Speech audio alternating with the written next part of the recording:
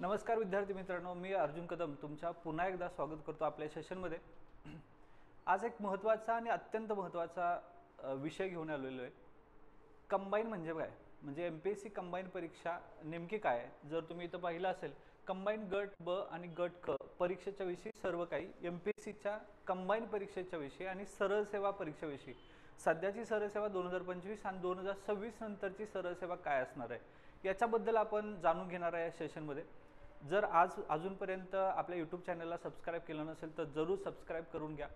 असे नवीन व्हिडिओज जे आहेत ते तुमच्या फायद्यासाठी आणि महत्त्वाचे असणारे विषय आपण तुमच्यासमोर मांडतोय। आजच्या सेशनमध्ये सगळ्यात महत्त्वाचा विषय गट ब जे आहेत, म्हणजे कंबाईन ग्रुप बी आणि कंबाईन ग्रुप सी, गट ब आणि गट क या परीक्षेमध्ये नेमक्या या परीक्षेचं स्वरूप कसं असतं, प्रिलिम्सची परीक्षा कशी असते, त्याला किती मार्क्स असतात, त्यानंतर त्याच्यामध्ये कुठले कुठले विषय असतात इन्क्लुडेड, नेमकं ही परीक्षा पद्धती काय आहे, कोण परीक्षा देऊ शकतं, पात्रता त्याची काय आहे, मुख्य परीक्षा काय आहे, किती मार्क्सला आहे, त्याच्याविषयी सर कुठली पुस्तकं वापरायची, किंवा PSI सारख्या परीक्षेमध्ये फिजिकल आहे किंवा इंटरव्ह्यू आहे तो किती मार्काचा आहे, या सगळ्या विषय आपण समजून घेणार आहे। आणि ग्रुप सी ची परीक्षा जे आपण कंबाईन गट क परीक्षा म्हणतोय, ज्यामध्ये प्रिलिम्सची परीक्षा, मुख्य परीक्षा आणि टंकलेखन जे महसूल सहाय्यक पदासाठी एकूण मिळून कंबाईन परीक्षा नेमकी आहे कशी, याच्यामध्ये सिलेबस काय आहे, अभ्यासक्रम ज्याला आपण सिलेबस म्हणतोय त्याच्यामध्ये नेमका कोणकोणते टॉपिक सब टॉपिक येत आहेत, अभ्यासक्रम डिटेल समजून घेणार आहे आपण। सगळ्यात महत्त्वाचं यामध्ये किती पोस्ट येतात, इथपासून या परीक्षेच्या शेवटच्या निकालापर्यंत आयोग कशा पद्धतीने आपल्याला हे निवडतं, एकंदरीत या सगळ्याबद्दल आपण बोलणार आहे। तर सुरुवात करूया। सेशन थोडं लेंदी असणार आहे कारण पूर्ण एकाच व्हिडिओमध्ये आपण कंबाईन परीक्षेचा पूर्ण लेखाजोखा घेणार आहे। अगदी वय, वजन, उंची या सगळ्या गोष्टी ज्या आहेत ते महत्त्वाच्या आणि आयोगाच्या नोटिफिकेशनचा दाखला देऊन आपण हे सेशन मारतोय, त्यामुळे ऑथेंटिक असणार आहे। त्यामुळे शेवटपर्यंत सेशन बघत राहा, तुम्हाला सगळ्या प्रश्नांची उत्तरं इथं मिळतील। ठीक आहे, चला सुरुवात करूया। एमपीएससी कंबाईन परीक्षा म्हणजे नेमकं काय। आता एमपीएससी जे आहे, एमपीएससी म्हणजे महाराष्ट्र पब्लिक सर्व्हिस कमिशन।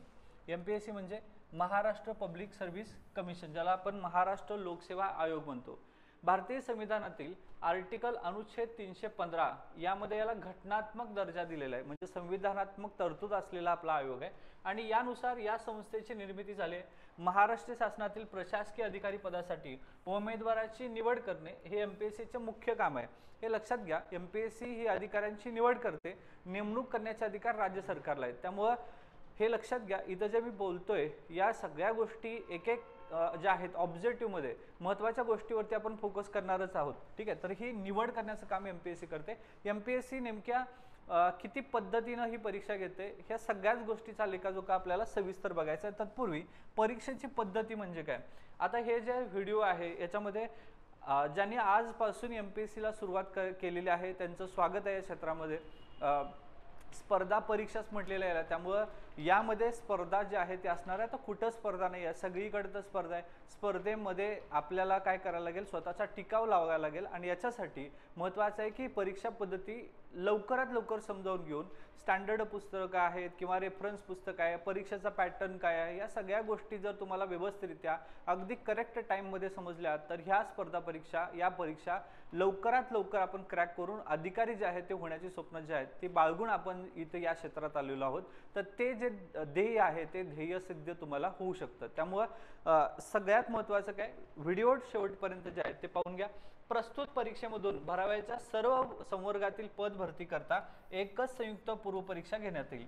म्हणजेच काय, गट ब साठी सुद्धा एकच परीक्षा होईल पूर्व परीक्षा, आणि गट क साठी सुद्धा एकच पूर्व परीक्षा होईल, ज्याला प्रिलिम्स परीक्षा ही आहे क्वालिफाईंग परीक्षा। याचे मार्क्स जे आहेत ते अंतिम निकालामध्ये धरले जात नाहीत, त्यामुळे एक परीक्षा पद्धती होईल। आता या वर्षी म्हणजे 2025 पासून आयोगाने कंबाईनची परीक्षा सेपरेट घ्यायचं ठरवलेलं आहे। हा जो संयुक्त पूर्व परीक्षेचा पॅटर्न होता 2017 पासून, तो 2017ला कंबाईन परीक्षा जी आहे ती एकत्रित झाली आणि अराजपत्रित कंबाईन परीक्षा गट ब आणि गट क हे एकच पेपर व्हायला लागला। पण यावर्षी 2025 पासून आयोगाने काय केलं, गट ब ची परीक्षा सेपरेट केली आणि गट क ची परीक्षा सेपरेट केली। म्हणजे प्रत्येक ब आणि क यासाठी एकच संयुक्त पूर्व परीक्षा घेण्यात येऊ शकते, म्हणजे घेण्यात येत आहे सध्या. महाराष्ट्र गट ब याला आपण अराजपत्रित नॉन गॅझेटेड सेवा संयुक्त पूर्व परीक्षेच्या जाहिरातीस अनुसरून अर्ज करणाऱ्या उमेदवाराकडून आयोगाच्या संगणक प्रणालीद्वारे ऑनलाईन पद्धतीने अर्ज करण्यात येतील. त्यामुळे ऑनलाईन पद्धतीनेच तुम्हाला अर्ज करता येऊ शकतं. प्रिलिम्स परीक्षा डिक्लेअर झाल्यानंतर आपल्याला आयोग अवधी देतं, ऑनलाईन जे आहे ते तुम्ही फॉर्म भरू शकता.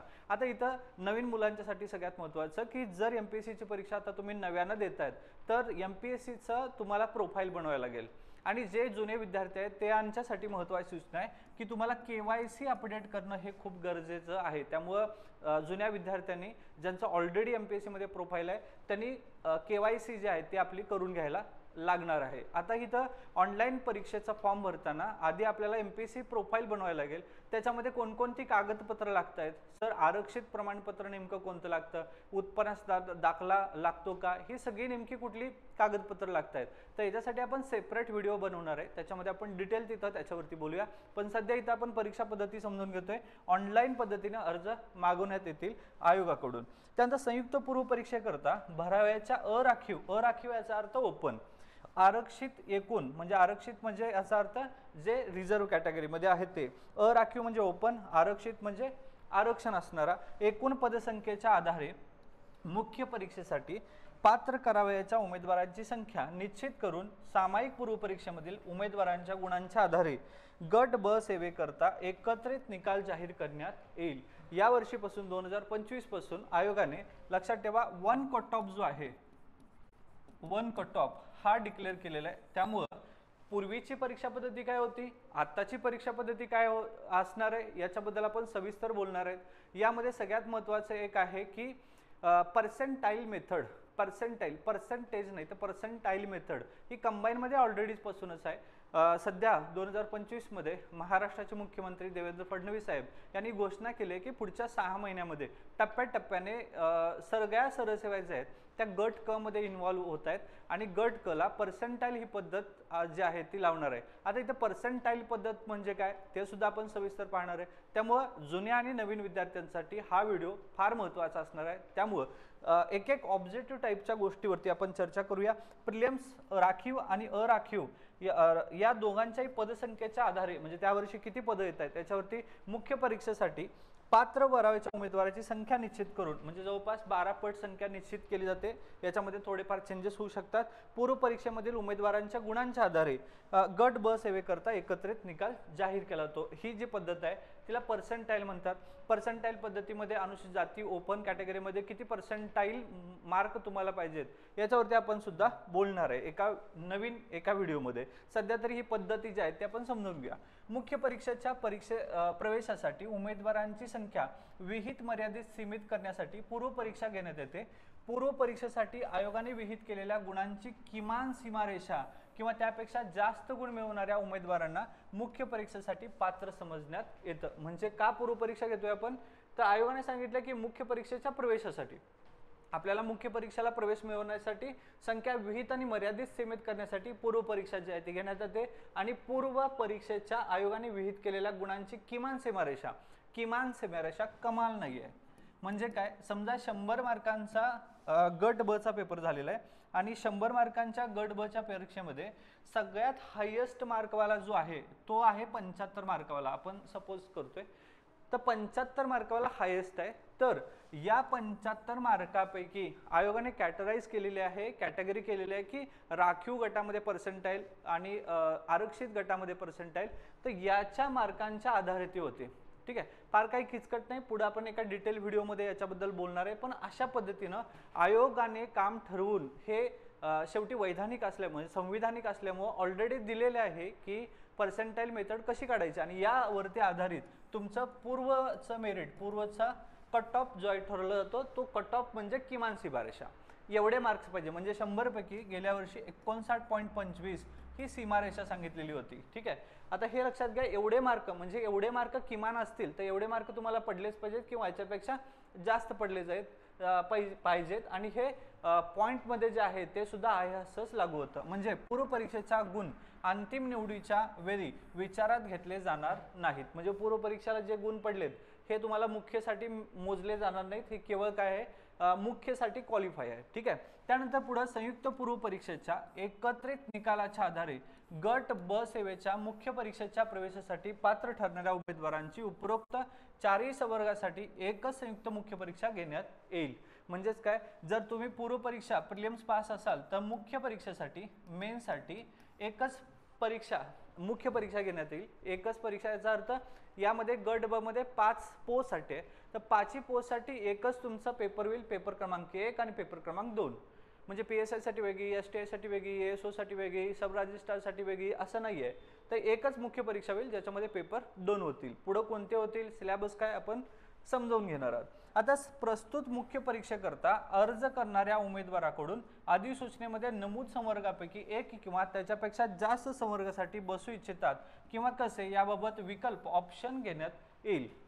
म्हणजे हे कधीच आहे, मुख्य परीक्षेसाठी जर तुम्ही अर्ज करणार असाल तर तुम्ही जे वेगवेगळे संवर्ग आहेत, for example PSI, STI, ASO, sub registrar यासारखे जे संवर्ग आहेत त्याच्यामध्ये तुम्हाला काय द्यायचं आहे, ऑप्शन द्यायचं आहे. फॉर एक्झाम्पल तुमची हाईट नाही आहे किंवा तुम्ही PSI साठी बसण्यासाठी इच्छुक नाही आहात, तर तुम्ही ऑप्शन देऊ शकता की त्याला तुम्ही क्लिक करायचं नाही आहे. तर असे ऑप्शन देऊ शकता, पण हे कशासाठी, मुख्य परीक्षेसाठी, ठीक आहे. आणि जर तुम्ही सगळ्या कॅटेगरीमध्ये बसत असाल तर तुम्हाला परीक्षा जी आहे ती सगळ्या पोस्टसाठी म्हणजे 5ही पोस्टसाठी तुम्हाला ती परीक्षा देता येते, मुख्य परीक्षा. हे शेवटी ऑप्शनल दिलेले आहेत. प्रस्तुत मुख्य परीक्षेसाठी गट ब सेवेतील संवर्गासाठी ऑनलाईन अर्ज सादर करताना पात्रतेच्या आधारे उमेदवारांनी संबंधित संवर्गाकरता दिलेले किंवा दिलेले विकल्प हा संबंधित संवर्गाच्या भरती करता उमेदवारांचा अर्ज समजण्यात येईल किंवा येतील व सदर विकल्पाच्या आधारे पुढील भरती प्रक्रिया राबवण्यात येईल. म्हणजे जर तुम्ही मेन्समध्ये जर तुम्ही विकल्प दिलेला आहे तर ज्यावेळेस फायनल सिलेक्शन होणार आहे त्यावेळेस तुम्ही दिलेल्या विकल्पांचाच आधार घेऊन आयोग जे आहे ते फायनल तुम्हाला पोस्टसाठी विचार करू शकते, जर तुमच्या मुख्य परीक्षेसाठी किमान पात्रता असेल, म्हणजे तेव्हा किमान गुण असेल तेव्हा, ठीक आहे. त्यामुळे तुम्ही ऑप्शन देताना आणि हे सगळंच कसं करायचं आहे, ऑनलाईन पद्धतीनं करायचं आहे. त्यानंतर संयुक्त मुख्य परीक्षेस अर्ज करताना दिलेला किंवा दिलेले विकल्प तसेच संवर्गनिहाय भरावयाच्या पदसंख्येच्या तसेच पात्रतेच्या आधारे संबंधित संवर्गाकरता अर्हता प्राप्त ठरणाऱ्या उमेदवारांसाठी स्वतंत्र संवर्गनिहाय निकाल जाहीर करण्यात येईल, ठीक आहे. तर हे काय आहे, तर संवर्गाकरता अर्हता प्राप्त ठरणारे उमेदवार याच्यासाठी स्वतंत्र संवर्गनिहाय निकाय जे आहे ते निकाल जाहीर करण्यात येतात. हे मुख्य परीक्षेचे निकाल लावता येईल. मुख्य परीक्षेसाठी गट ब सेवेतील संबंधित संवर्गाकरता उमेदवारांनी दिलेल्या विकल्पाच्या आधारे मुख्य परीक्षेचा संवर्गनिहाय स्वतंत्र निकाल जाहीर करण्यात येईल.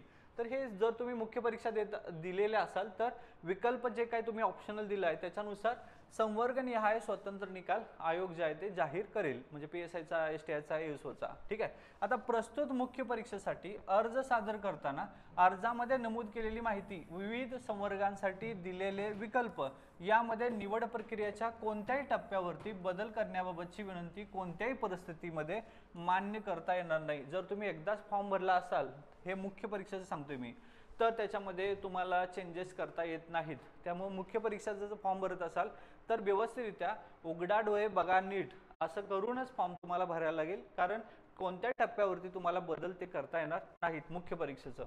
आता जाहिरातीस अनुसरून पूर्व किंवा मुख्य परीक्षेकरता अर्जाद्वारे केलेल्या विविध दाव्यांच्या अनुषंगाने कोणत्याही टप्प्यावर कागदपत्रे किंवा पुरावा सादर करणे अनिवार्य आहे, अन्यथा आयोगाच्या सूचनांचे उल्लंघन आणि आयोगाची फसवणूक समजून आयोगाच्या स्वेच्छाधिकारानुसार संबंधितावर कारवाई करण्यात येईल. म्हणजे तुमचे कागदपत्र आणि पुरावा सादर करणे अनिवार्य राहू शकते जर आयोगाने तशा पद्धतीचं तुम्हाला सांगितलं असेल तर. म्हणजेच काय, तर कोणत्याही टप्प्यावरती तुम्हाला आयोग तुमचे कागदपत्र जे आहे ते मागवू शकतं, ती तुम्हाला जतन करून ठेवावी लागतील, ठीक आहे. तर हे लक्षात ठेवा, म्हणजे आयोगाचा हा काय आहे, स्वेच्छाधिकार आहे. म्हणून पूर्व परीक्षेमध्ये जो काही कार्बन कॉपी असते, ही कार्बन कॉपी आयोग निवडीच्या कोणत्याही टप्प्यावरती तुम्हाला ती मागवू शकतं. त्यामुळे प्रिलिम्स पास झालोय, आता मी ते फाडून टाकलोय, कुठे गेले मला माहित नाही असं म्हणून चालत नाही, कारण आयोग तुमची कागदपत्र तपासण्याची म्हणजे एक अधिकारी होण्याची कुवत आहे का हे चेक करता पुढच्या नोटिफिकेशन मध्ये तो मुद्दा येईल. पुढे जाऊया. आता MPSCच्या परीक्षा नेमक्या काय आहेत, आता हे लक्षात घ्या. MPSCची परीक्षा एकूण ह्या 3 मुख्य परीक्षा आहेत. संयुक्त परीक्षा गट ब ज्याला आपण कंबाईन म्हटलं, संयुक्त परीक्षा गट क ज्याला कंबाईन ग्रुप सी म्हटलं, आणि राज्यसेवेची परीक्षा जी गॅझेटेड आहे हिला म्हणतात राजपत्रित परीक्षा. 38 प्रकारच्या पोस्ट ज्या आहेत त्याच्यामध्ये विराजमान आहे, त्याच्यामध्ये वाढ होऊ शकते. ठीक आहे. आता हा पूर्वचा पॅटर्न काय आहे, हा जो आहे गट ब ची परीक्षा, याचा पूर्व परीक्षा ही वस्तुनिष्ठ आहे. म्हणजे ऑप्शन 4 ऑप्शन आहेत ए बी सी डी, आपल्याला राईट गोल करायचं आहे. ठीक आहे. गट क ची सुद्धा काय आहे, वस्तुनिष्ठ अशीच आहे. त्यानंतर राज्यसेवेची पूर्व परीक्षा सुद्धा वस्तुनिष्ठ अशीच आहे. याच्यामध्ये 2 पेपर आहेत, एक आहे जीएस आणि दुसरा आहे C SAT civil service aptitude test. दोन्ही परीक्षा पूर्व परीक्षा ह्या सुद्धा काय राहतील, वस्तुनिष्ठ ज्या आहेत, मल्टिपल चॉईस क्वेश्चनच राहतील. आता मुख्य परीक्षेची गोष्ट करू. संयुक्त कंबाईन परीक्षा गट ब ही मुख्य परीक्षा ही सुद्धा वस्तुनिष्ठ अशीच असणार आहे, पर्यायी बहुपर्यायी. त्यानंतर ही जी सुद्धा परीक्षा वस्तुनिष्ठ असणार आहे गट क ची परीक्षा, आणि ही जी आहे ही मात्र वर्णनात्मक झालेली आहे या वर्षापासून. ठीक आहे. म्हणजे यूपीएससी आणि राज्यसेवा ही मेन्स आता जवळपास 85% सिलेबस पण सेम आहे आणि परीक्षा पद्धती ज्या आहेत ते दोन्ही पण वर्णनात्मक होतात यूपीएससी. हा मात्र पॅटर्न पूर्व असू दे मुख्य असू दे, हा मात्र काय राहील, हा पूर्ण वस्तुनिष्ठ स्वरूपाचा राहील. या तासामध्ये आपण कंबाईनच्या परीक्षेच्या बद्दल जाणून घेणार आहे. ठीक आहे. चला, संयुक्त परीक्षा गट ब याला आपण ग्रुप बी चा पेपर म्हणतोय. यामध्ये कुठल्या कुठल्या पोस्ट आहेत, सहाय्यक कक्ष अधिकारी एएसओ ज्याला आपण म्हणतो. याचा अलीकडचा जो पगार आहे सरकारने वाढवलेला आहे. नुकताच नोटिफिकेशन मध्ये जवळपास 1,40,45,45 रुपये पगार केलेला आहे पर महिना. त्यामुळे असिस्टंट सेक्शन ऑफिसर याचं मेरिट सुद्धा हाय लागतं. एएसओ ची पोस्ट आहे. हे सगळ्या गट ब नॉन गॅझेटेडच आहेत. त्यानंतर एसटी आहे, सेल टॅक्स इन्स्पेक्टर. त्यानंतर पोलीस उपनिरीक्षक ज्याला आपण फौजदार म्हणतो, पीएसआय पोलीस सब इन्स्पेक्टर. ठीक आहे. त्यानंतर दुय्यम निरीक्षक याला मुद्रांक निरीक्षक गट ब, सब रजिस्ट्रार ही एक पोस्ट आहे. आणि वरिष्ठ लिपिक किंवा पर्यवेक्षक, सिनियर क्लर्क किंवा सुपरवायझर ही एक पोस्ट आहे. अशा 1 2 3 4 5 पोस्टसाठी ही परीक्षा होते. याला आपण म्हणतो कंबाईन गट ब ची पूर्व परीक्षा किंवा गट ब च. आता इथं एमपीएससी गट ब परीक्षेसाठी पात्रता काय लावते, जर तुम्हाला ही गट ब ची परीक्षा द्यायची असेल तर पात्रता काय बघा. पहिली गोष्ट आहे शैक्षणिक पात्रता काय, संवैधानिक विद्यापीठाची पदवी किंवा तिच्याशी समतुल्य असणारी शासनाने घोषित केलेली इतर कोणती तत्सम अर्हता. एकतर डिग्री कंप्लीट पाहिजे किंवा शासनाने घोषित केलेली समतुल्य असणारी पदवी जी आहे किंवा तुमची पात्रता अर्हता ही पाहिजे तुम्हाला, जर ह्या परीक्षेचा तुम्हाला फॉर्म भरायचा असेल. जर तुम्ही अपियर असेल तर फॉर्म भरू शकता, पण मुख्य परीक्षा जर द्यायचं असेल तर मुख्य परीक्षेचा शेवटचा दिवस ज्या दिवशी तुम्ही फॉर्म भरणार आहे त्या दिवशी तुम्ही पदवी जी आहे ती प्राप्त केलेली आणि तुमच्याकडे तसं सर्टिफिकेट असणं गरजेचं आहे.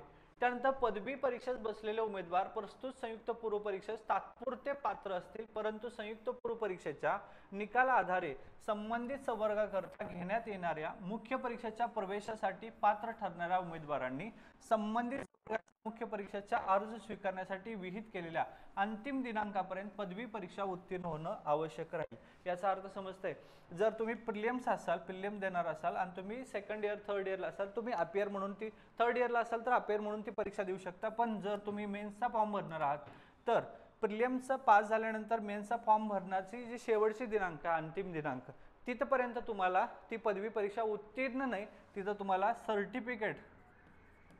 सर्टिफिकेट असणं, प्रमाणपत्र असणं हे खूप गरजेचं आहे. त्यामुळे लक्षात येते तुम्ही मुख्य परीक्षा मग तेव्हा नाही देऊ शकत. मराठी भाषेचे ज्ञान असणे आवश्यक आहे.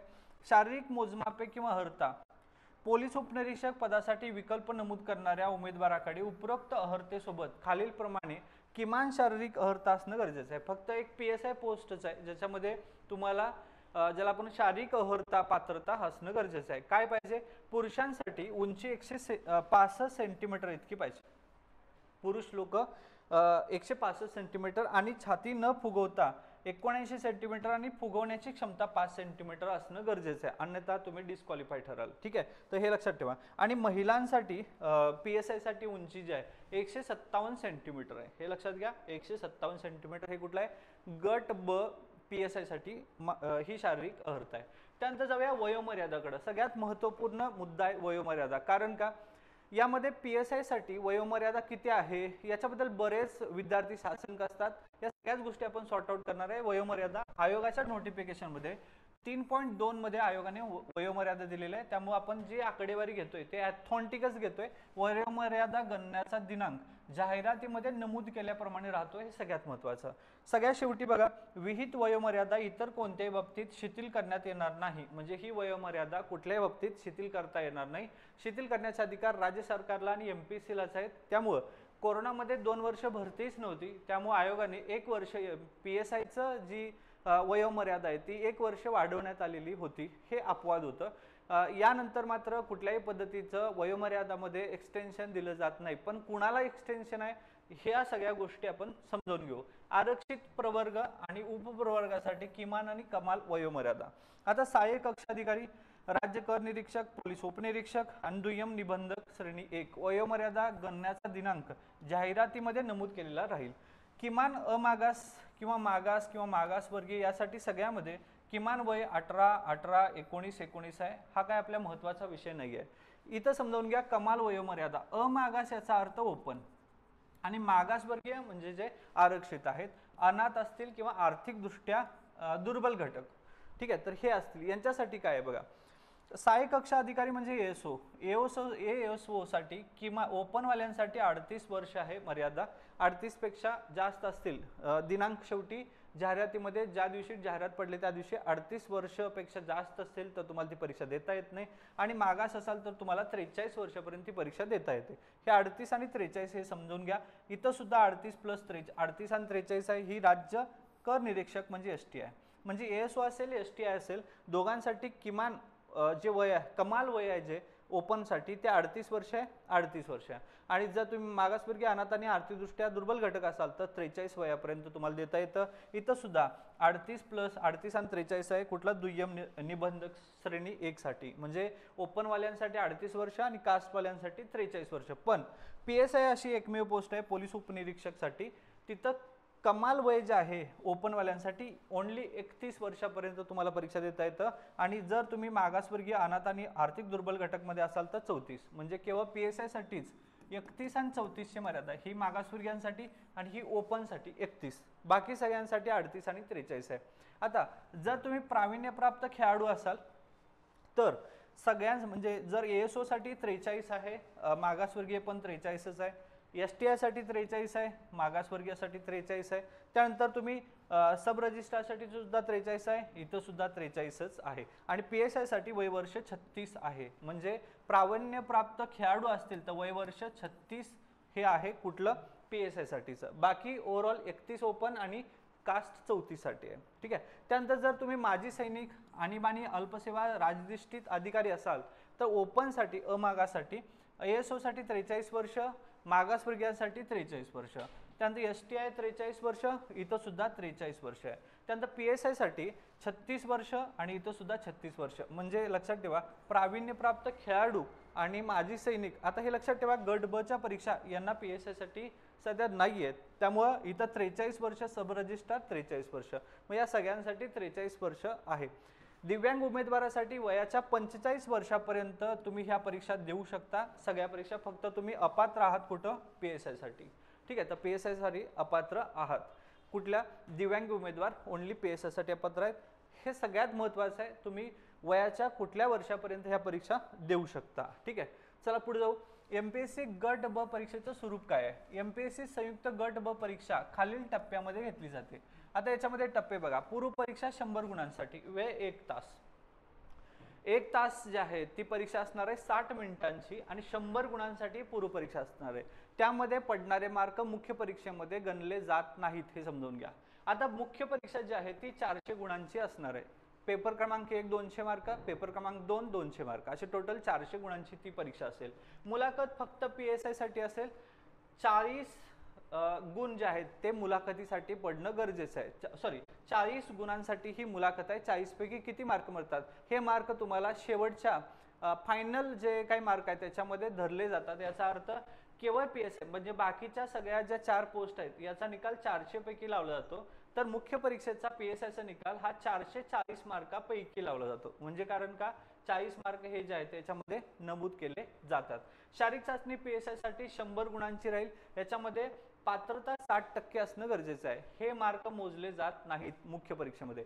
पण तुम्हाला जर 100 पैकी 59 मार्क असतील तर तुम्ही एलिजिबल पात्र राहत नाही, हे लक्षात घ्या. कारण तुम्हाला किमान किती मार्क पडले पाहिजे, पात्रता 60%च पडले पाहिजेत. ठीक आहे, तर हे लक्षात घ्या. शारीरिक चाचणी 100 गुणांची राहील जी क्वालिफाय असेल, आणि त्यानंतर PSI साठी मुलाखत 40 गुणांसाठी असेल. हे मार्क पकडले जातील, म्हणजे टोटल 440. बाकीच्या सगळ्यांसाठी 400 मार्काचाच मुख्यचा पेपर राहील, याच्यामधूनच तुम्हाला निकाल लावले जातील. आता पूर्व परीक्षा जी आहे ती पूर्व परीक्षा 100 गुणांची वेळ 1 तास. आता यामध्ये कुठले कुठले विषय आहेत, टोटल 7 पॉईंट आहेत. 7 पॉईंट आहेत आणि कुठले कुठले विषय आहेत बघा. पहिला विषय चालू घडामोडी, जागतिक तसेच भारतातील. आता हे लक्षात घ्या, गट ब चा आणि गट क चा प्रिलियमचा सिलेबस सेमच आहे, म्हणजे लक्षात ठेवा. ग्रुप बी चा पण आणि ग्रुप सी चा पण हे दोन्हींचे पेपर, ग्रुप बी आणि ग्रुप सी, ज्याला आपण कंबाईन गट ब आणि कंबाईन गट क म्हणतोय, याचा पूर्वची परीक्षा 100 गुणांची वेळ 1 तासाचा सिलेबस दोन्हींच्याकडे पण सेमच आहे. सिलेबस काय बघूया. चालू घडामोडी जागतिक तसेच भारतातील. नागरिक शास्त्र आहे म्हणजे राज्यशास्त्र इथं दिले. भारतीय घटनेचा प्राथमिक अभ्यास, राज्य व्यवस्थापन, प्रशासन, ग्राम प्रशासन, म्हणजे तुम्हाला इंडियन पॉलिटी, संविधान आणि पंचायत राज शिकायचं आहे. त्यानंतर इतिहासामध्ये आधुनिक भारताचा, विशेषतः महाराष्ट्राचा, म्हणजे भारत आणि महाराष्ट्र शिकायचं आहे. भूगोलामध्ये महाराष्ट्राचा भूगोलाचा विशेष अभ्यास, पृथ्वी, जगातील विभाग, हवामान, अक्षांश, रेखांश, महाराष्ट्रातील जमिनीचे प्रकार, पर्जन्यमान, प्रमुख पिके, शहरे, नद्या, उद्योगधंदे इत्यादी.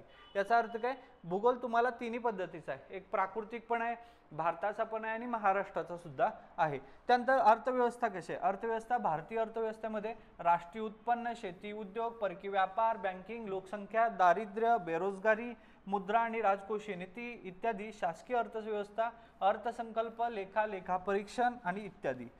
हा आहे अर्थशास्त्र.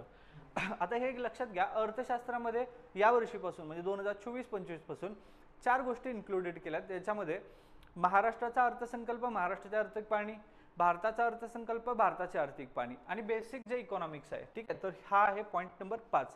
6 मध्ये सामान्य विज्ञान आहे, सायन्स. सायन्समध्ये कोण कोण आहे, फिजिक्स आहे, केमिस्ट्री आहे, झूलॉजी आहे, हायजीन आहे आणि बॉटनी आहे. हा सगळा सामान्य विज्ञान आहे. आणि पॉईंट नंबर 7 मध्ये बुद्धिमापन चाचणी आणि अंकगणित.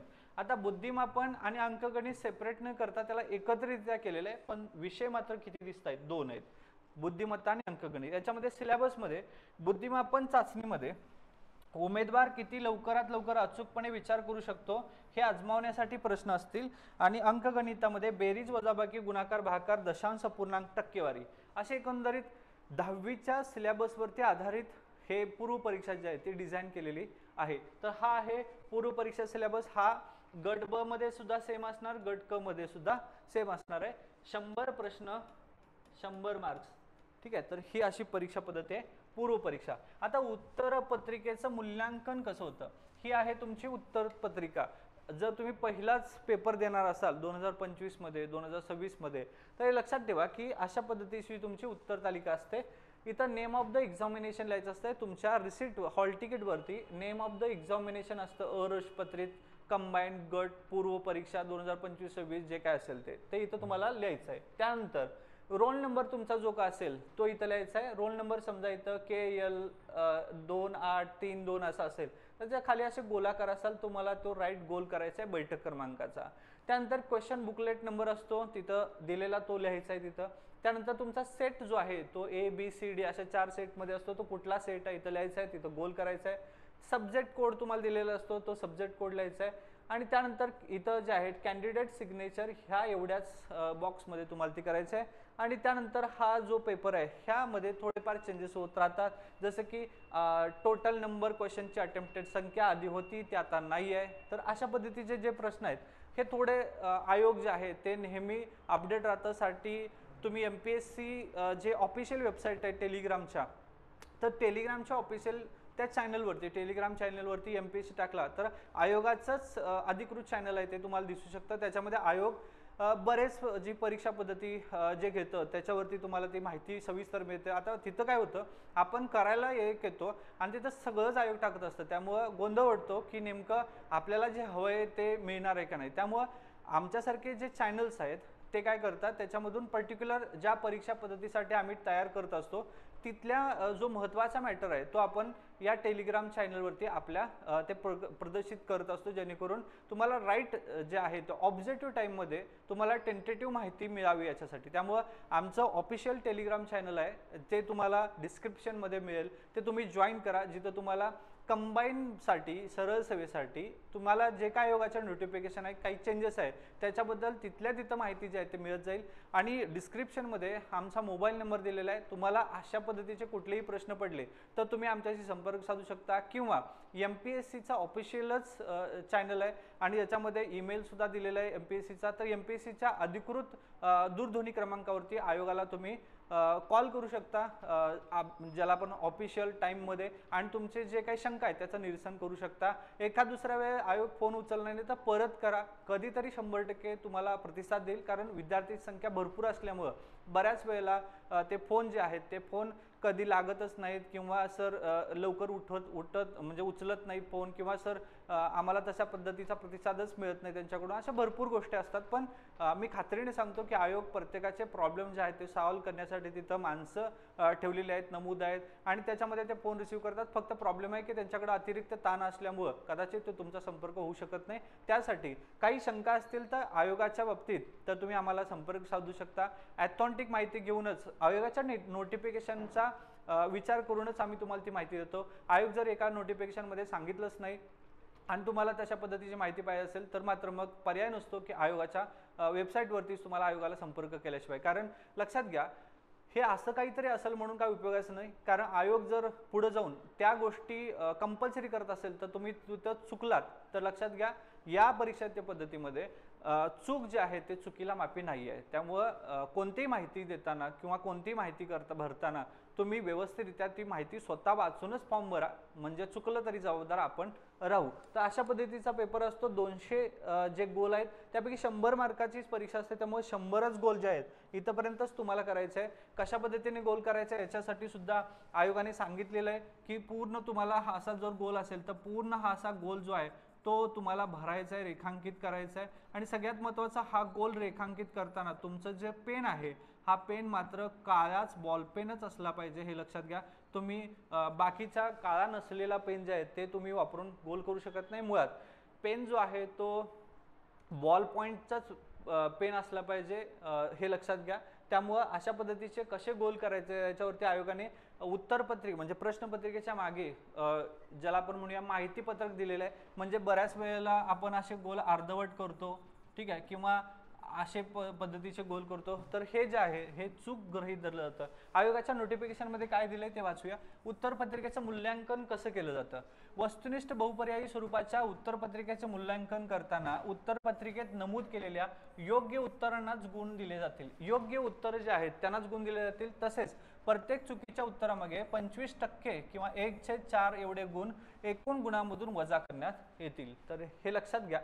25% म्हणजे इथं निगेटिव्ह सिस्टीम आहे, लक्षात घ्या. 1/4 ही निगेटिव्ह सिस्टीम आहे, ठीक आहे. तर हे लक्षात घ्या. 0.25 मार्क्स तुमचे जाणार आहे, 25%, ठीक आहे, हे निगेटिव्ह आहे.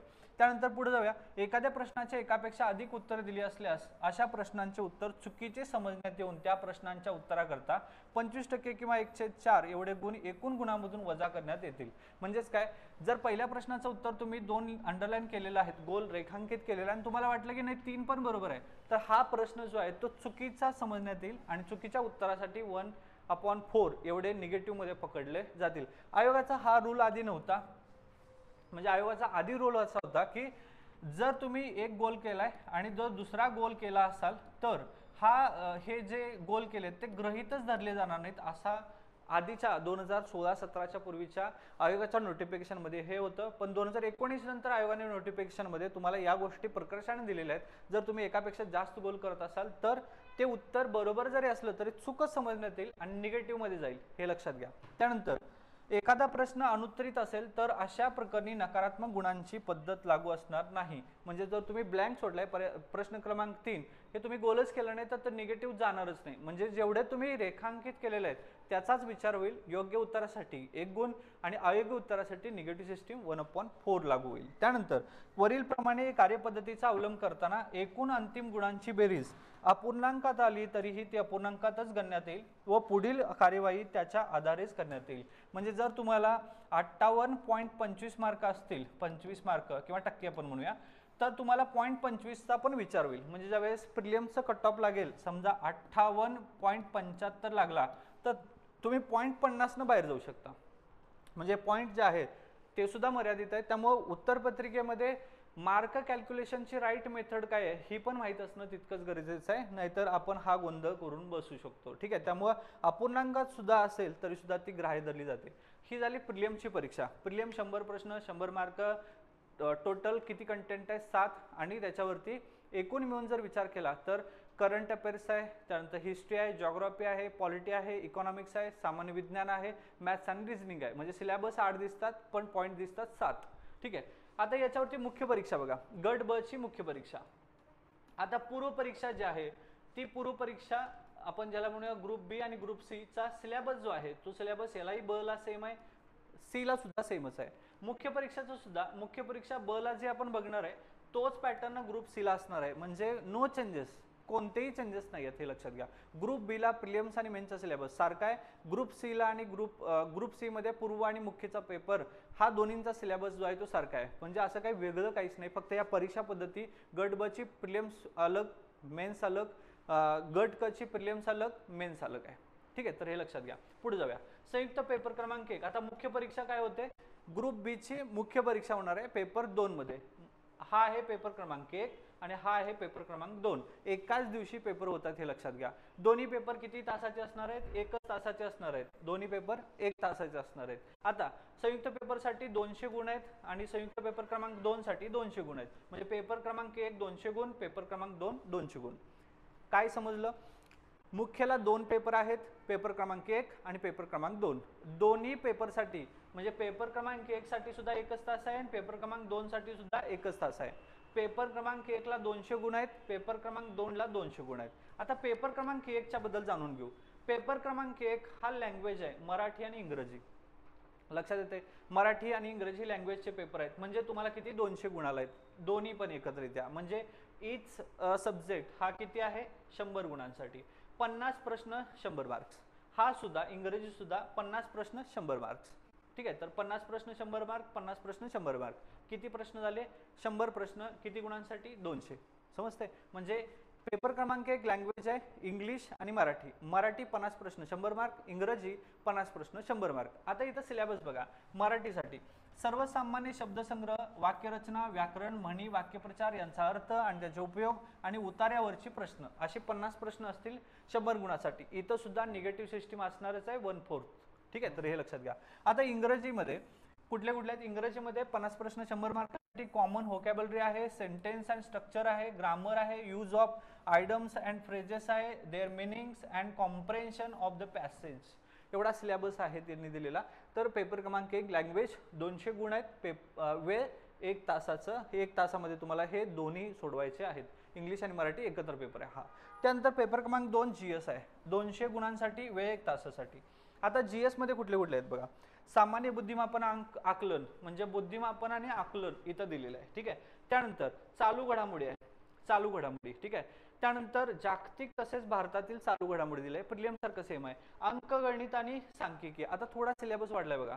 सामान्य बुद्धिमापन प्रिलियम्सला होतं, आकलन यात वाढलेलं आहे. अंकगणित प्रिलियम्सला होतं, सांख्यिकी वाढलेलं आहे. समजतंय? म्हणजे प्रिलियम्सला आपण गणित आणि बुद्धिमत्ता म्हणतोय, इथं गणित ज्याला अंकगणित, सामान्य बुद्धिमापन, आकलन आणि सांख्यिकी हे थोडे एक्स्ट्रा पॉइंट वाढत आहेत. माहितीचा अधिकार अधिनियम 2005 आरटीआय आणि महाराष्ट्र लोकसेवा हक्क अधिनियम 2015 इथं 2 ऍक्ट जे आहेत वाढलेले आहेत जे प्रिलियम्सला नव्हते.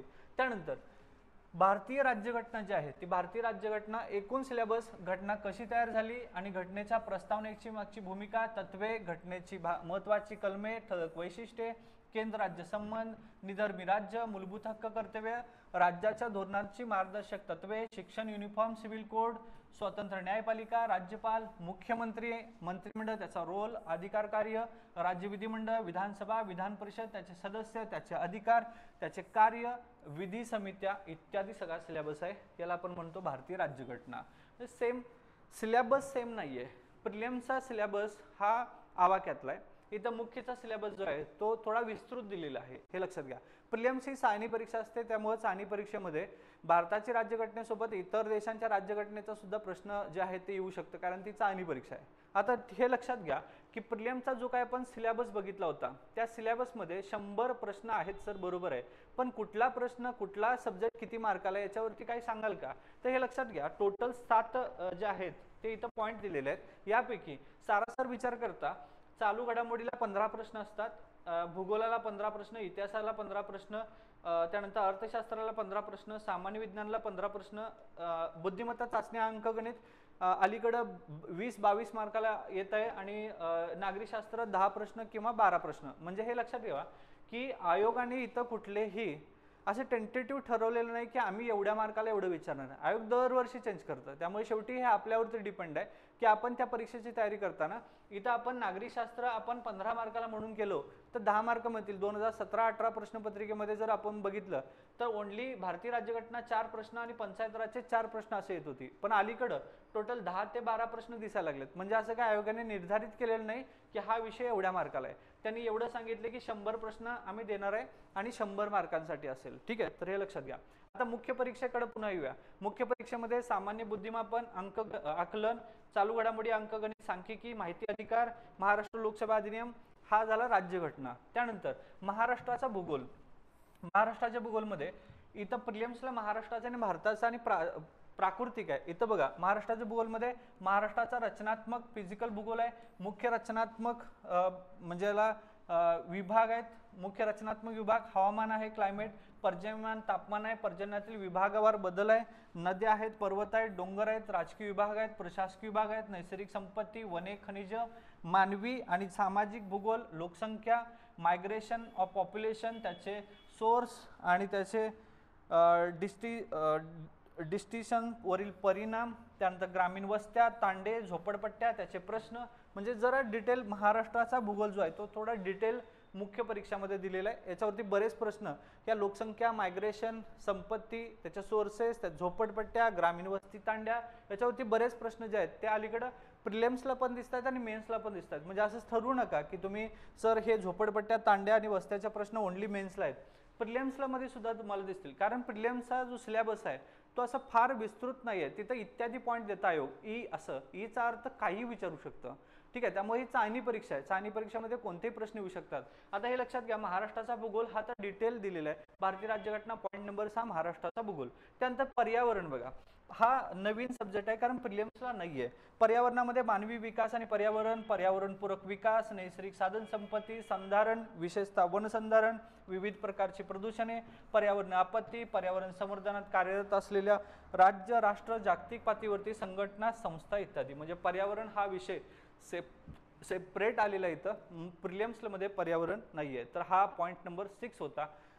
6 मध्येच पॉईंट नंबर 6.1 मध्ये हा पर्यावरण ऍड केलेला आहे. त्यानंतर इथं सामान्य विज्ञान आणि तंत्रज्ञान, इथं फिजिक्स आहे, केमिस्ट्री आहे, झूलॉजी आहे, बॉटनी आहे. असं प्रिलिम्स आहे. ऍड काय काय झाले मेन्सला तर बघा, दूरसंवेदन, हवाई आणि ड्रोन छायाचित्रण, भौगोलिक माहिती प्रणाली, त्याचे उपयोजन, रिमोट सेन्सिंग ज्या पद्धती आहेत इथं एक्स्ट्रा ऍड होत आहेत मुख्य परीक्षेसाठी. हा पॉईंट नंबर 7 माहिती संप्रेषणाचे तंत्रज्ञान, हा सुद्धा इथं ऍड होतो. आता पॉईंट नंबर 8 अर्थव्यवस्था, नियोजन, विकास आणि विषयक अर्थशास्त्र. प्रिलिम्सला मध्ये अर्थशास्त्र होतं, इथं डिटेल अर्थशास्त्र दिलेलं आहे. बघा हा सगळा पेपर जो आहे, पेपर क्रमांक 2 किती मार्काला आहे 200. किती प्रश्न आहेत 100. ठीक आहे, तर 100 प्रश्न जे आहेत 100 प्रश्न 200 मार्कांसाठी आहेत. म्हणजे हे लक्षात ठेवा, 100 प्रश्नांसाठी एवढा सगळा सिलेबस आहे. पॉईंट नंबर 1 समग्र लक्ष अर्थशास्त्र, ज्याच्यामध्ये समग्र लक्ष अर्थशास्त्र, वृद्धी आणि विकास, सार्वजनिक वित्त, आंतरराष्ट्रीय व्यापार आणि आंतरराष्ट्रीय भांडवल. त्यानंतर भारतीय अर्थव्यवस्था पॉईंट नंबर 2 भारतीय अर्थव्यवस्था, भारतीय अर्थव्यवस्थेतील आव्हाने, आर्थिक सुधारणा, भारतीय शेती, ग्रामीण विकास, सहकार, मौद्रिक आणि वित्तीय क्षेत्र, सार्वजनिक वित्त आणि वित्तीय संस्था, उद्योग आणि सेवा क्षेत्र, पायाभूत सुविधा विकास, आंतरराष्ट्रीय व्यापार आणि भांडवल, महाराष्ट्राची अर्थव्यवस्था. एवढा सगळा सिलेबस आहे इकॉनॉमिक्ससाठी, ठीक आहे. तर हे लक्षात घ्या, हा सगळा पॉईंट नंबर जो आहे तो 2, म्हणजे इकॉनॉमिक्स 1. त्यानंतर आपण म्हणूया की हे माहिती संप्रेषण म्हणजे सामान्य विज्ञान आणि तंत्रज्ञान 2, पर्यावरण आणि महाराष्ट्र भूगोल 3, राज्यघटना 4, त्यानंतर माहिती अधिनियम आणि माहिती लोकसेवा अधिनियम 5, अंकगणित आणि सांख्यिकी 6, चालू घडामोडी 7, सामान्य विज्ञान आणि बुद्धिमापन आकलन 8. असे टोटल सिलेबस 8 पॉईंट याच्यामध्ये आहेत. सिलेबस जो आहे तो डिटेल दिलेला आहे. हा सगळा सिलेबस विद्यार्थी मित्रांनो तोंड पाठ करा, कारण काय होतं बरेच विद्यार्थी प्रिलियमचा सिलेबस आणि मेन्सचा सिलेबस पाठच करत नाहीत. मी पाठ करा म्हणतोय, कारण का आयोगाने कुठेही एक ऑथेंटिक मटेरियल सांगितलेलं नाहीये, जे स्टँडर्ड मटेरियल आतापर्यंत आपण 10वी 12वी पर्यंत आयोग जो आहे किंवा ज्याला आपण म्हणूया SCRT असेल, तुमची NCRT असेल किंवा CBSE बोर्ड असेल, याने एक डिझाईन केलेलं एक पुस्तक असतं. त्या पुस्तकातलेच प्रश्न तुम्हाला येत राहतात. त्यामुळं आपल्याला तो त्या टप्प्यामध्ये अभ्यास करून माहिती आहे की याच पुस्तकातलं जे काही येणार आहे ते येणार आहे. पण MPSC करताना आयोगाने अशी कुठलीही पुस्तकं ऑथेंटिक मांडलेले नाही आहेत. इथं कुठेही आयोगाच्या नोटिफिकेशनमध्ये तुम्हाला दिसत नाहीत. आपण ती वाचनानं स्वीकारत आहोत आपण की यातल्या पुस्तकातलं सगळं येते, पण दरवर्षी येते याची शाश्वती देऊ शकत नाही. म्हणून सांगतो, आयोगाचा जर पेपर तुम्ही बघितलं तर ज्याला सिलेबस पाठ आहे त्याला करेक्ट जे आहे खूप कमी कालावधीमध्ये यश मिळवता येतं. आणि मुळात हा प्रॉब्लेम आहे की विद्यार्थी मित्र काय करतायत तर सिलेबस पाठ करत नाही आहेत, डायरेक्ट पुस्तकं वाचायला लागलेत आणि त्या पुस्तकातलं आलं तर मार्क मिळाला. मुळात त्या पुस्तकातलं जे येतंय ते त्यांना त्यावेळेस येते का, हा एक क्वेश्चन मार्कच आहे. त्यामुळे लक्षात घ्या, सिलेबस कॉपी जी आहे ती तुम्हाला आपल्या टेलिग्रामच्या चॅनलवरती दिलेलं आहे. डिस्क्रिप्शनमध्ये जाऊन टेलिग्रामचं ते चॅनल जे आहे त्याला क्लिक करा. तुम्ही आमच्या टेलिग्राम ऑफिशियल टेलिग्राम चॅनलवरती जाल आणि तिथं तुम्हाला ती सिलेबसची कॉपी भेटेल, ती झेरॉक्स मारा. मुळात ही सगळी PDF जी आहे ती तुमच्यासाठी इम्पॉर्टंट आहे. आयोगाच्या PDF मधून, आयोगाच्या त्या या सगळ्या PDF मधून जेवढी महत्त्वाची माहिती आहे ती आपण सगळ्या ह्या PDF मध्ये टाकण्याचा प्रयत्न केलेला आहे. त्यामुळे ही जी PDF आहे ती झेरॉक्स मारा, तुमच्या फाईलला लावा. ही PDF तुम्हाला डिस्क्रिप्शनमध्ये तुम्हाला दिसेल, त्या टेलिग्राममध्ये जावा, तिथं मी तुम्हाला पिन करून ठेवलेलं आहे, तिथून ती झेरॉक्स मारा आणि तुमच्या फाईलमध्ये ठेवा. सिलेबस कॉपी फाईलमध्ये ठेवा. गेल्या वर्षीचे एखाद दुसरे पेपर जे आहेत आयोगाचे ते डाउनलोड करून ते फाईलमध्ये ठेवा, म्हणजे तुम्हाला समजून जाईल की कसा सिलेबस आहे, काय पद्धती आहेत. म्हणजे पुढच्या 2025 असेल किंवा 2026 मध्ये आयोगाच्या भरपूर साऱ्या परीक्षा होत आहेत, त्याच्यामध्ये 100% तुम्ही सक्सेस व्हाल. अन्यथा आपण 2-4 वर्ष 5 वर्ष अभ्यास करतोय, किती पॉईंट आहेत मुख्यला जर कोणी विचारलं किंवा किती सब्जेक्ट आहेत तर आपल्याला सिलेबस माहीत नसतो. आपल्याला केवळ माहीत असतं एखादा जॉग्राफीमध्ये किती पॉईंट आहेत माहीत नाही, ते पॉईंट नंबर किती आहे हे माहीत नाही. फक्त आपण एखादं पुस्तक प्रमाणित मानतोय आणि तेच करत राहतोय. त्यामुळे कदाचित आपल्याला हे अपयश येत असावं. ठीक आहे, बरं याच्यामधून सक्सेस येतं असं काहीच नाही की अपयश येतं प्रत्येक वेळेस, सक्सेस येतं, पण त्याचा काळ जो आहे तो खूप वाढलेला असतो. ठीक आहे, एका दुसरा अपवाद सोडला तर बऱ्याच जणांना वर्ष लागत आहेत, वर्षानुवर्ष लागत आहेत. त्यामुळे हे लक्षात घ्या, आपली बेसिक चूक होते आणि यामुळे हा सिलेबस तोंडपाठ करा. ठीक आहे, पुढे जाऊया. मुख्य परीक्षा जी आहे ते मुख्य परीक्षा समजली. आता संयुक्त परीक्षा गट क. आता ज्यावेळेस आपण संयुक्त परीक्षा गट ब चा विचार करतोय तर ब मध्ये काय आपण बघितलं, थोडं ऑब्जेक्टिव्ह टाइप मध्ये बोलूया. प्रिलियमची परीक्षा आहे 100 प्रश्नांची, 100 मार्कांसाठी, वेळ 1 तास. ठीक आहे, त्यानंतर मुख्य परीक्षा जी आहे ती मुख्य परीक्षा पेपर क्रमांक 1 लँग्वेजचा आहे, तो 200 गुणांचा आहे आणि पेपर क्रमांक 2 जो आहे हा सुद्धा 200 गुणांचा आहे. म्हणजे असं टोटल 400 पैकी तुमचं मेरिट लागेल. फक्त काय असेल, PSI परीक्षेसाठीच 40 मार्काचा इंटरव्ह्यू राहील तुम्हाला, जे गुण याच्यामध्ये ऍड केले जातील. आणि फिजिकल जे आहे शारीरिक चाचणी ही तुम्हाला 100 मार्कांची असेल. त्याच्यामध्ये 100 पैकी जवळपास 60 एलिजिबिलिटी क्रायटेरिया जो आहे PSI साठीचा तो आयोगाने 2 वेळेस चेंजेस केलेला आहे. त्यामुळे हे लक्षात ठेवा, आयोगाचं नोटिफिकेशन डाउनलोड करताना ह्याची खात्री करा की आयोगाचं नोटिफिकेशन हे अलीकडचंच असायला पाहिजे. म्हणजे इथं किती केलेलं आहे, 60% पात्रता केली आहे. आधी ती 70% होती, नंतर जाऊन ती 60% केलेली आहे. ठीक आहे, त्यामुळे ऑथेंटिक माहिती आयोगाच्या नोटिफिकेशनवरती दिलेली असते, फक्त ती ओल्ड नसली पाहिजे, कारण ओल्ड आणि नवीन मध्ये थोडेफार चेंजेस होत राहतात. त्यामुळे आपण आयोगाचं नोटिफिकेशन पाहतोय पण ते असेल तर प्रॉब्लेम आहे. म्हणजे इथं तुम्हाला 60 पाडणं गरजेचं आहे. असे पण हे काय आहे, क्वालिफाईंग आहे. ठीक आहे, असे टोटल केससाठी 440 मार्कापैकी मेरिट लागेल आणि उरलेल्या 4 पोस्टसाठी 400 मार्कांचं मेरिट लागू शकतं. ठीक आहे, तर हे अशा पद्धतीनं गट ब ची ही सगळी परीक्षा पद्धती होती. आता जाऊया आपण संयुक्त गट परीक्षा गट क, याला आपण कंबाईन गट क ग्रुप सी चा पेपर म्हणतोय. ठीक आहे, उद्योग निरीक्षक गट क, उद्योग संचालक ही एक पोस्ट आहे त्याच्यामध्ये. दुय्यम निरीक्षक गट क राज्य उत्पादन शुल्क, याला आपण म्हणतो एक्साइज PSI. जसं तिकडं पोलीस सब इन्स्पेक्टर आहे तसंच ती राज्य उत्पादन शुल्क पण गट क चे एक्साइज PSI ची परीक्षा. ठीक आहे, ही एक पोस्ट आहे. त्यानंतर तांत्रिक सहाय्यक गट क विमा संचालनालय, म्हणजे उद्योग निरीक्षक एक आहे, दुय्यम निरीक्षक आहे, तांत्रिक सहाय्यक गट क, कर सहाय्यक गट क, लिपिक टंकलेखक टॅक्स असिस्टंट म्हणायचं याला, लिपिक टंकलेखन याचं नाव बदललंय सध्या महसूल सहाय्यक लिहिलंय, महसूल सहाय्यक असं केलेलं आहे. ठीक आहे, गट क मराठी आणि गट क इंग्रजी. म्हणजे हे लक्षात घ्या की जर तुम्ही गट ब चा पेपरची तयारी करत असाल तर तुम्हाला केवळ PSI साठी उंची ही एक मॅटर करते सगळ्यात महत्त्वाचं क्रायटेरियामध्ये. पण गट क ची परीक्षाची तयारी करताना या 5 पोस्टसाठी लक्षात ठेवा, टॅक्स असिस्टंट, कर सहाय्यक आणि मंत्रालयीन क्लर्क ज्याला महसूल सहाय्यक म्हणतो, याच्यामध्ये टंकलेखन याचं सर्टिफिकेट शासन मान्यता प्राप्त असणं खूप गरजेचं आहे. व यासाठी मराठीचं सर्टिफिकेट जे आहे ते 30 स्पीड पाहिजे आणि इंग्रजीसाठी तुम्हाला 30 आणि 40चं सर्टिफिकेट पाहिजे. पूर्वी जे आहे, पूर्वीचे आयोगाच्या नोटिफिकेशन जर तुम्ही वाचला तर इंग्रजी 40 पाहिजे आणि मराठी 30 पाहिजे. म्हणजे विद्यार्थी काय करायचे, 30ची परीक्षा देत नव्हते, डायरेक्ट 40ची परीक्षा द्यायचे आणि ते इलिजिबल होते तेव्हा. पण आयोगाने आता नवीन नोटिफिकेशन सांगितलेलं आहे की मराठी 30 आणि इंग्रजी आणि 30 आणि 40 पाहिजे. म्हणजे आता तुम्हाला डायरेक्ट इंग्रजीची 40ची परीक्षा देताच येत नाही, तुम्हाला ती 30ची द्यावी लागेल, मग 40ची द्यावी लागेल. ठीक आहे, त्यामुळे हे लक्षात घ्या की या दोन्हीपैकी दोन्ही केला तर टॅक्स असिस्टंटसाठी इलिजिबल आहात तुम्ही. आणि जर टंकलेखन केवळ मराठी केला किंवा केवळ इंग्रजी केला असाल तर तुम्ही टंकलेखनमध्ये महसूल सहाय्यकपैकी त्याच परीक्षेसाठी तुम्ही क्वालिफाय असाल जी तुम्ही परीक्षा पद्धती दिलेली आहे. पण जर तुम्ही केवळ इंग्रजीमध्ये केलेला असाल 30चं तर तुम्ही कुठल्याही परीक्षेमध्ये टंकलेखनसाठी इलिजिबल नाही आहात. म्हणजे तर तुम्हाला इंग्रजी 30-40 करायला लागेल, नसेल तर तुम्हाला मराठी 30 करायला लागेल. समजलं?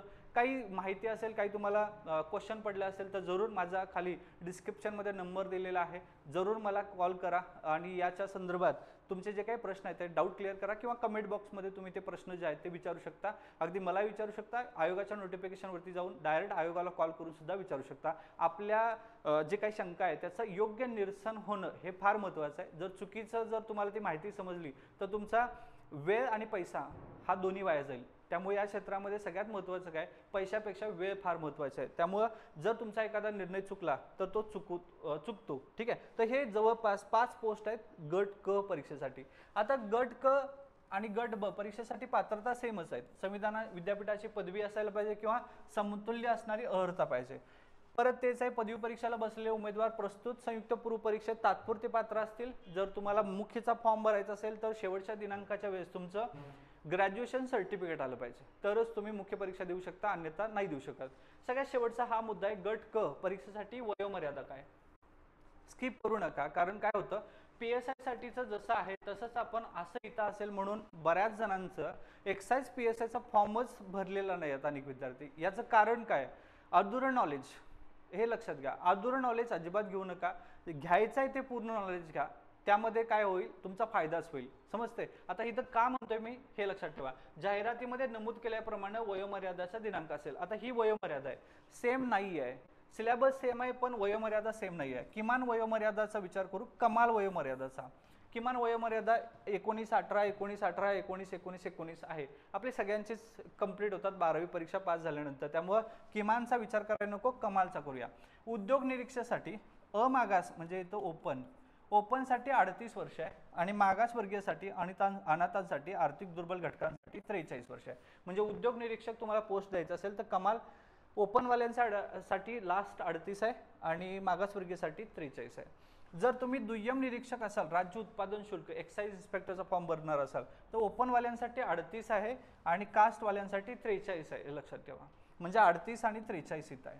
ठीक आहे, तिथं किती होती, 31 आणि 34 अशी होती, इथं 38 प्लस 38 आणि 43 आहे. म्हणजे मागासवर्गीय, अनाथ आणि आर्थिक दुर्बल घटकांसाठी 43 आहे आणि इथं 38 आहे.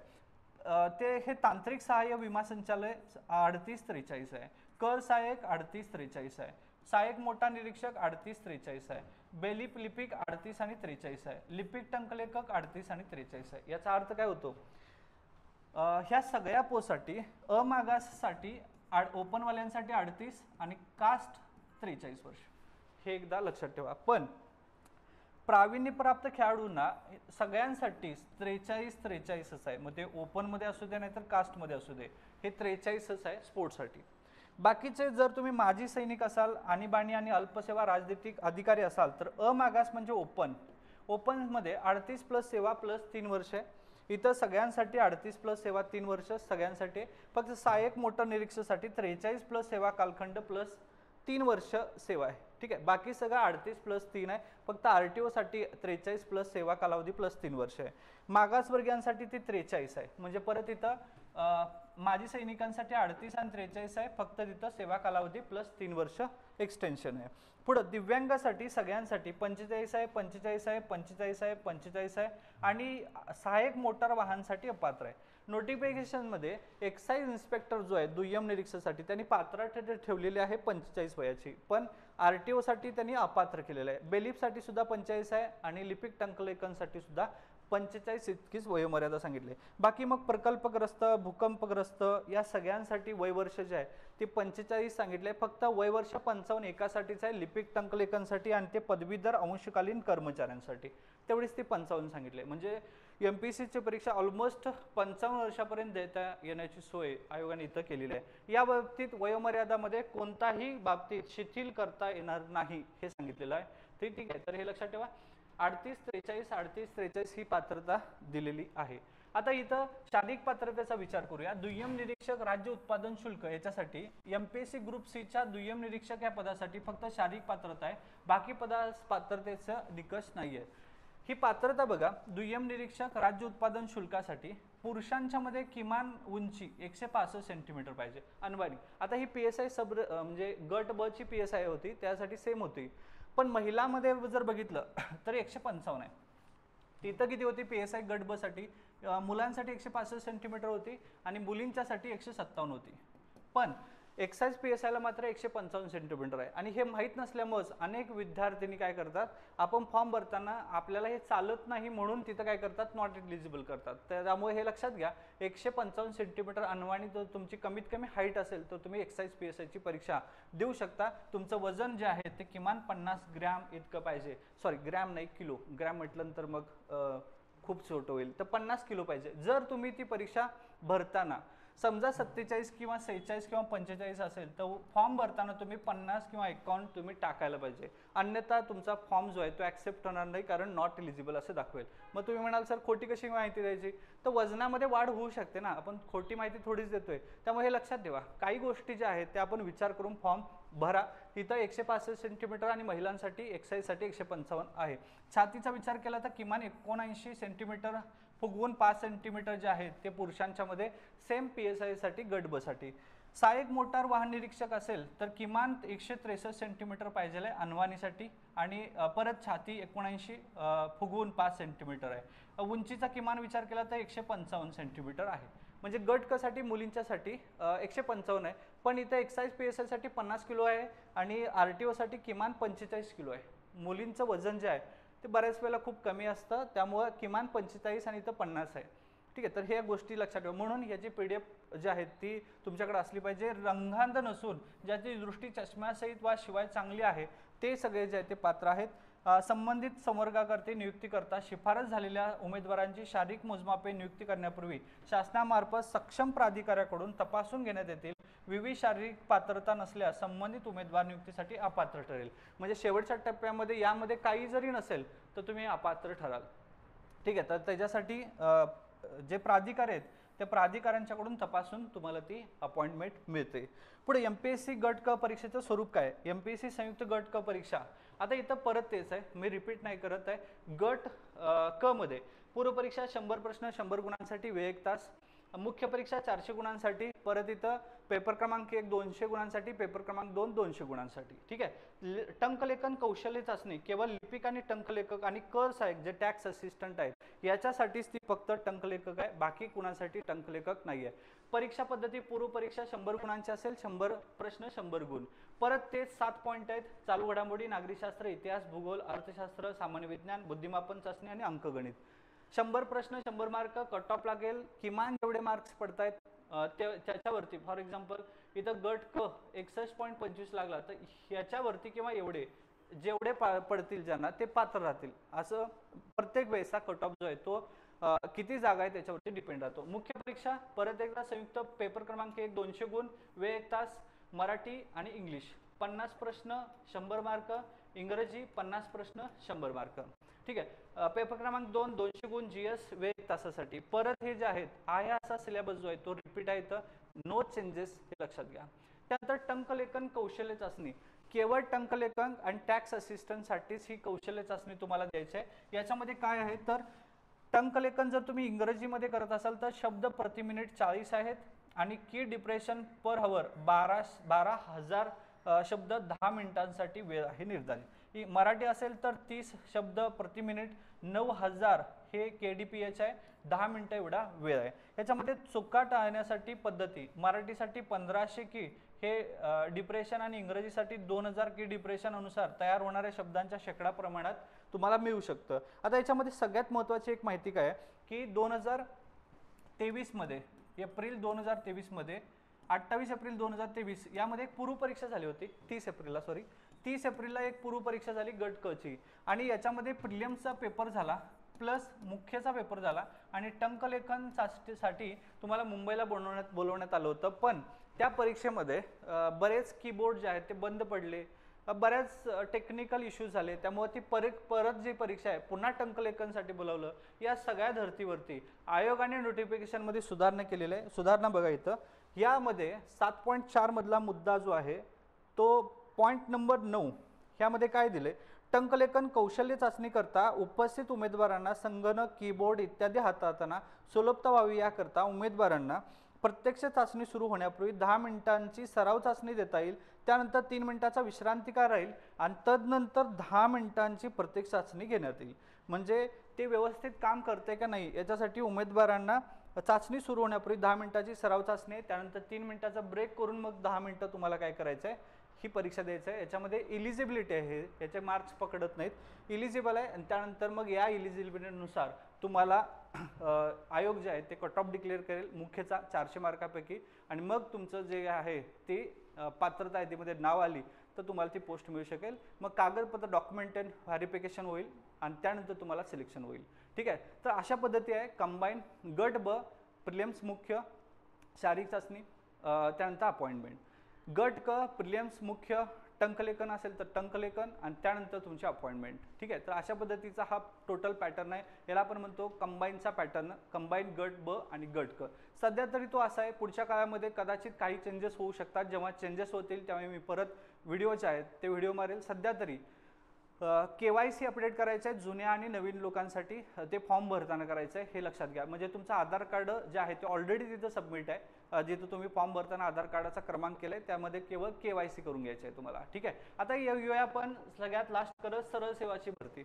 हा सरळ सेवाची भरती म्हणजे काय, वेगवेगळ्या पोस्ट याच्यामध्ये जसं की ग्रामविकास विभाग, आरोग्य भरती, आरोग्य विभाग, गृह विभाग, कृषी विभाग भरती, त्यानंतर पशुसंवर्धन विभाग, सार्वजनिक बांधकाम विभाग PWD, जलसंपदा, जलसंधारण, मत्स्य व्यवसाय, नगर विकास असेल, म्हणजे तुम्हाला तलाठीच्या भरती असतील किंवा ग्रामसेवक आहेत, या सगळ्या भरपूर पोस्ट आहेत. यामध्ये जवळपास स्वातंत्र्याला 75 वर्षे जेव्हा पूर्ण झाली त्यावेळेस सरकारने सांगितलं की आम्ही 75,000 भरती करणार आहे, आणि याच्यामध्ये गेल्या वर्षी काही सरकारने जवळपास 40,000 भरती केलेल्या आहेत. उरलेल्या भरती पेंडिंग आहे. त्यामुळे यावर्षी आता महसूल वर्ष सुरू होईल 2025चं, आयोग सरळ सेवेच्या परीक्षा ज्या आहेत ते डिक्लेअर करतील. यामध्ये काय पॅटर्न काय आहे तर 100 प्रश्नांचा पेपर असेल, 25, 25, 25 आणि 25. Marathi 25 mark, English 25 mark, maths आणि रिजनिंग 25 मार्क आणि GS 25 मार्क.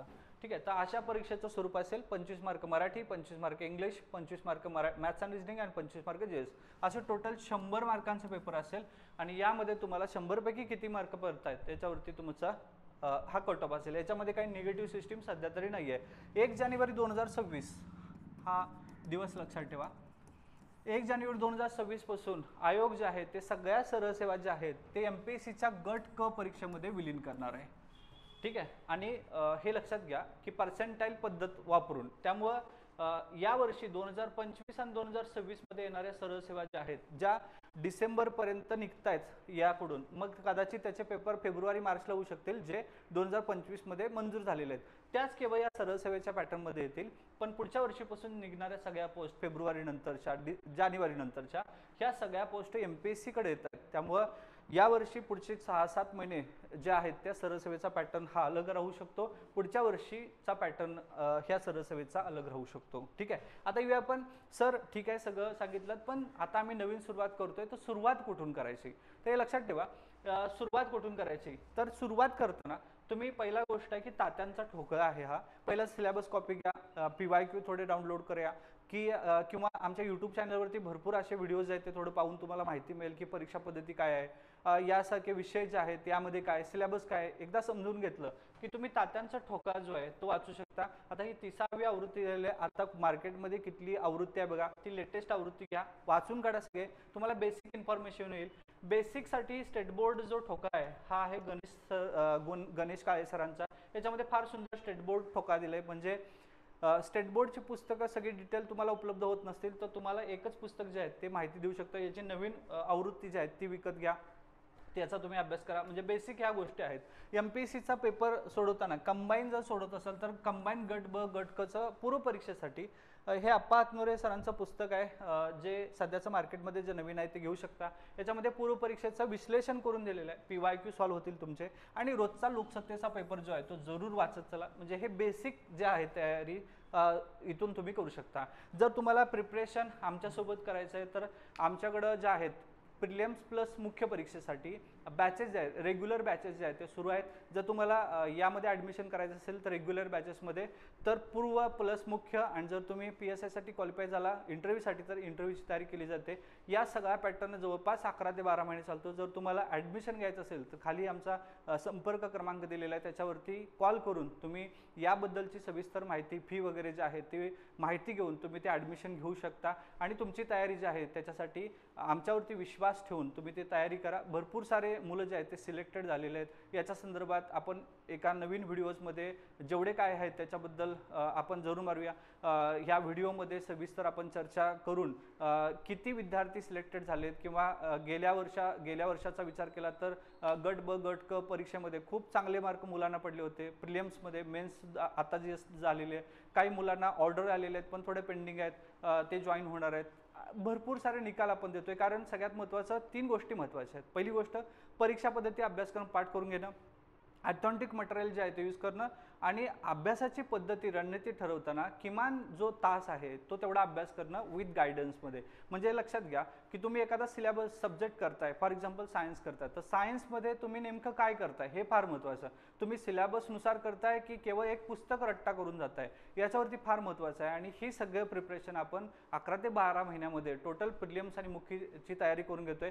तुम्हाला जर याच्याबद्दल काही विशेष माहिती पाहिजे असेल या संदर्भात तर तुम्ही आम्हाला जरूर कॉन्टॅक्ट करा. खाली डिस्क्रिप्शनमध्ये आमचे नंबर, मोबाईल नंबर दिलेले आहेत, तर मी संपर्क साधा आणि त्यानंतर आमच्यासोबत तयारी करू शकता. ठीक आहे, तर इथंपर्यंत आपण थांबूया. पुढच्या लेक्चरमध्ये आपण जरूर एका नवीन विषयावरती परत एकदा बोलूया. तोपर्यंत थांबतो. जय हिंद.